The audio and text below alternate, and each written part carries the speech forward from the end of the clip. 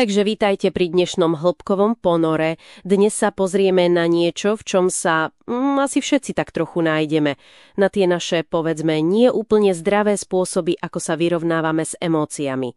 Podkladom je nám článok od terapeuta Kamila Bartka, ktorý sám na úvod varuje, že to nebude príjemné čítanie. Skúma totiž tie stratégie, ktorými sa snažíme umlčať hlavne hnev. Presne. A celé to vlastne stojí na myšlienke, že emócie ako také nie sú zlé. Sú to len, také notifikácie v našom systéme. A hnev je obzvlášť dôležitá notifikácia. Lenže my tú notifikáciu nechceme čítať, však? No presne. Namiesto toho, aby sme si tú správu prečítali, snažíme sa ju zúfalo vypnúť. A článok popisuje dva hlavné spôsoby, ako to robíme. Buď ju necháme akože hlučne vybuchnúť von, alebo ju potichu dusíme vo vnútri. Áno. Ventilovanie a potláčanie. Dobre, poďme to rozbaliť.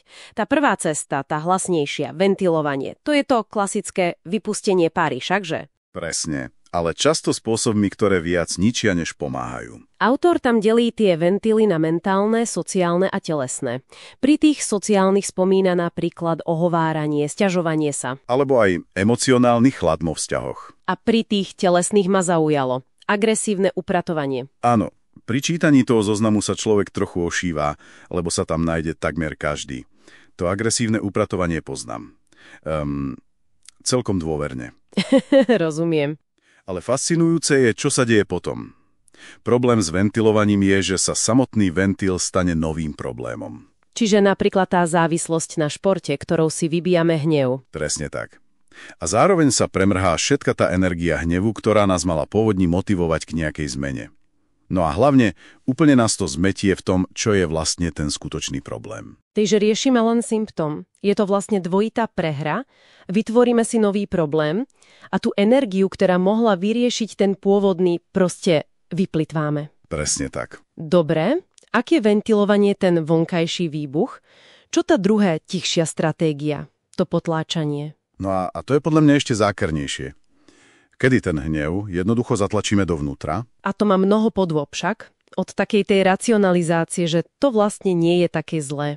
Až po rôzne úniky. Počkaj, autor spomína klasiku ako práca či alkohol, ale čo ma prekvapilo je, že sem radí aj nutkavé pomáhanie iným. To znie takmer ušľachtilo. Znie, ale v tomto kontexte je to vlastne len spôsob, ako sa zamerať na problémy všetkých ostatných. Aby sme nemuseli riešiť tie svoje. Presne. Je to únik. A zákernosť potlačania je v tom, že, na prvý pohľad to funguje. Človek vyzerá vyrovnane, funguje. Ale článok tvrdí, že si to vyberá obrovskú daň na fyzickom zdraví. Spomína všetko od zníženej imunity a alergii až po bolesti chrbta. To sú dosť vážne tvrdenia. Dokonca tam naznačuje súvislosť s rakovinou alebo neurodegeneratívnymi chorobami. Áno, on to prezentuje skôr ako klinickú skúsenosť a hypotézu. Nejde o priamu kauzalitu, ale o poukázanie na to, že chronický stres, ktorým potlačený hnev bez pochyby je, má devastačný vplyv na imunitný systém. Presne. Telo a myseľ sú prepojené a dlhodobé dusenie emócií má svoju fyzickú cenu. Potlačený hnev je nebezpečný hlavne pre nás samých. Čo to teda všetko znamená? Vyzerá to tak, že či už vybuchujeme alebo implodujeme, v oboch prípadoch sa vlastne len vyhýbame tomu, aby sme si prečítali tú správu, ktorú nám hnev prináša. Áno, a cieľom podľa autora nie je súdiť sa za to. Ale skôr si v sebe tieto vzorce všimnúť, uvedomiť si ich je ten prvý krok. A toto vlastne otvára jednu dôležitú otázku. Celý článok sa sústredí na to, čo nerobiť. Kam tým mieríš? No to nás privádza k takej záverečnej myšlienke. Ak sú tieto bežné stratégie v skutočnosti pasce, ako by asi vyzeralo jednoducho si s tou emóciou, s tým hnevom na chvíľu sadnúť a len ho počúvať. Bez toho, aby sme ho okamžite museli napraviť alebo sa ho nejako zbaviť. Presne. Akú správu by sa nám možno snažil doručiť?